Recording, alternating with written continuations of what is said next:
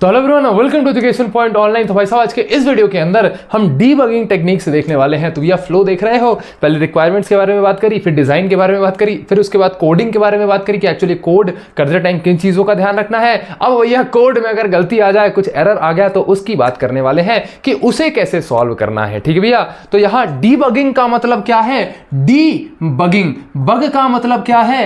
Error. Error error मतलब कि debugging मतलब एरर को सॉल्व करना। तो आज हम कुछ एरर सॉल्विंग टेक्निक्स के बारे में बात करने वाले हैं। सबसे पहले आप समझिए कि डीबगिंग का मतलब क्या होता है। Debugging is the process of finding and fixing errors in the code. Code के अंदर क्या एरर्स हैं उन्हें पहले तो फाइंड करना और उसके बाद उन्हें फिक्स करना। ठीक है भैया, it ensures the program works as expected. जैसा आपने प्रोग्राम एक्सपेक्टेशन करा के लिखा था कि हाँ प्रोग्राम मेरा ये चीज करना चाहिए, वैसा ही आपका सॉल्यूशन निकल करके आ रहा है। ठीक है भैया, अब कुछ कॉमन टाइप्स ऑफ एरर्स होते हैं। कुछ कॉमन टाइप्स एरर्स होते हैं। सबसे पहला होता है सिंटेक्स एरर। मान लीजिए भैया आपने कोई कॉमा लगाना भूल गए, आप कोई सेमीकोलन लगाना भूल गए, कोई ब्रैकेट लगाना भूल गए, तो ये सब क्या है भैया? आपके सिंटेक्स एरर्स हैं। तो ये आपके एक सिंटेक्स एरर्स हो गए। देन आते हैं आपके भैया run time errors. Run time errors मतलब समझिए कि भैया कोड आपका जो है आपने लिख दिया, फिर आपने रन बटन दबा दिया। रन बटन दबाया तो कोड कंपाइल होगा, एक एक जो लाइन कंपाइल हुआ। अब किसी एक लाइन में आपने क्या किया, मान लीजिए कोई फॉर्मूला लगाया, x इज इक्वल टू मान लीजिए 2 अपॉन n, और आप वहां पर लिख रहे हैं कि c in n, मतलब कि जो अपॉन में n की वैल्यू है ना, मैं ये रन टाइम पे यूजर से इनपुट लूंगा।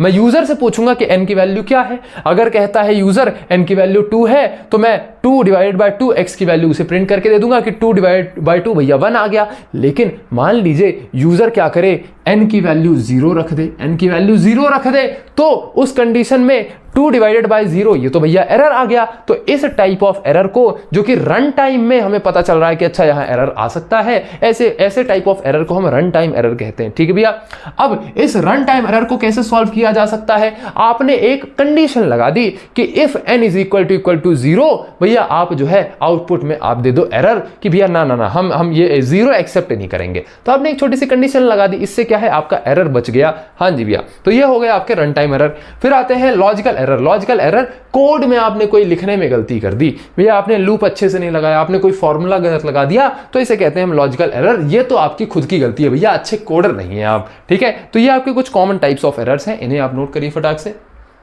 इन्हें आप फटाक से नोट करिए। ठीक है भैया, चलिए कुछ डीबगिंग टूल्स होते हैं। जैसे समझिए भैया, आप अब कोई भी एरर को पता करने के लिए और डीबग करने के लिए आपके पास कुछ टूल्स होते हैं। जैसे आप VS कोड वगैरह यूज कर सकते हैं, जनरली VS कोड ही यूज होता है।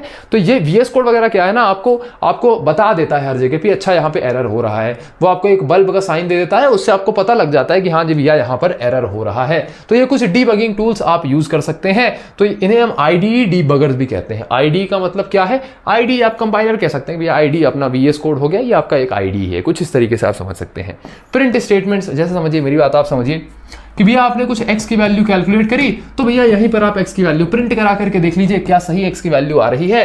तो आप प्रिंट स्टेटमेंट्स का भी यूज कर सकते हैं वैल्यूज को चेक करने के लिए। फिर एरर मैसेजेस, कि भैया आपका जो कंपाइलर है, जो आपका इंटरप्रेटर है, वो आपको एरर मैसेजेस, वार्निंग मैसेजेस दे देता है। तो ये कुछ 3 तरीके होते हैं, जो है 3 डीबगिंग टूल्स होते हैं जिससे आप जो है एरर का पता लगा सकते हैं और उन्हें फिक्स कर सकते हैं। ठीक है, तो इन्हें आप नोट करिए फटाक से, इन्हें आप फटाक से नोट करिए। ठीक है भैया, अब लास्ट स्टेप्स टू डीबग। भैया किसी भी एरर को सॉल्व करने के, डीबग करने के क्या स्टेप्स होते हैं, एग्जाम के अंदर आपको लिख करके आना है। ठीक है भैया, तो सबसे पहले तो आप जो है एरर को, आउटपुट को, प्रॉब्लम को आइडेंटिफाई करेंगे कि क्या प्रॉब्लम है। फिर आप क्या करेंगे कि भैया एक बार वो प्रॉब्लम आ गई, आप एक काम करो कि आप उसको फिर से रन करो, दोबारा एक बार एरर को होने दो। ठीक है, और आप वहां पे एरर आपको आए तो चेक करो कि वो एरर किस चीज का है, भैया क्या एरर आ रहा है। जैसे ही आपको एरर समझ में आ गया, अच्छा 36th लाइन में मैंने एक कॉमा नहीं लगाया है, तो अब आप उस 36th लाइन में जाओ और एरर को फिक्स करो, करेक्ट करो कोड को, और दोबारा से आप जो है रन बटन दबाओ, दोबारा से आप कंफर्म करो कि भैया आपका जो है प्रोग्राम फिक्स हो गया है या फिर नहीं। ठीक है, तो ये आपके स्टेप्स ऑफ डीबगिंग है। अब कुछ डीबगिंग टिप्स होती हैं, प्रिंट स्टेटमेंट्स का यूज करना। भाई भैया कोई फॉर्मूला लगाया है, x की वैल्यू कैलकुलेट करी है, तो उसे प्रिंट करा के देख लो कि सही वैल्यू आ रही है नहीं आ रही है। फिर आते हैं use break points. Break points का मतलब क्या है कि जैसे मान लीजिए मैंने एक प्रोग्राम बनाया, उसमें एक जगह पे फॉर लूप यूज किया, ठीक है। फॉर लूप के बाद आप एक लाइन छोड़ दीजिए थोड़ा सा, उसके बाद आप क्लास बना लीजिए, उसके बाद अपना मेन फंक्शन बना लीजिए। तो कुछ इस तरीके से जो है आप लाइन छोड़ छोड़ के ब्रेक पॉइंट्स बना बना के काम करेंगे। इससे क्या आपकी कोड की रीयूजेबिलिटी बढ़ जाती है और एरर आने के चांसेस भी कम हो जाते हैं, ठीक है। अब एक और तरीका होता है डीबगिंग टेक्निक में, एक टिप होती है छोटी सी कि इंस्टेड ऑफ एक बार में ही पूरा प्रोग्राम पहले मैं लिख लूंगा फिर पूरा प्रोग्राम एक साथ चलाऊंगा, ये करने की बजाय छोटे छोटे फंक्शंस को आप छोटे छोटे पार्ट्स को बनाइए और उन्हें छोटा छोटा करके टेस्ट कर लीजिए। भैया कोई फंक्शन मैंने बनाया, कोई फॉर लूप चलाया, अब मैंने थोड़ा सा रन करके देख लिया क्या फॉर लूप सही चल रहा है, क्या फंक्शन सही चल रहा है। तो ये इसकी कुछ टिप्स होती हैं जो है आपको एरर निकालने से, एरर आने से जो है रोकती है, ठीक है भैया। Always test small parts before full program, मैंने आपको समझा दिया। डोंट इग्नोर कंपाइलर वार्निंग्स, जो कंपाइलर आपको सिग्नल्स देता है, जो वार्निंग देता है, उन्हें आप इग्नोर मत कर लीजिए। तो ये कुछ कॉमन टिप्स है जिसे जो है आप इंप्लीमेंट कर सकते हैं और एग्जाम के अंदर आपको इसी तरीके से लिखना है, ठीक है। तो इसे आप नोट करिए फटाक से, इसे बेटा आप फटाक से नोट करिए, ठीक है भैया।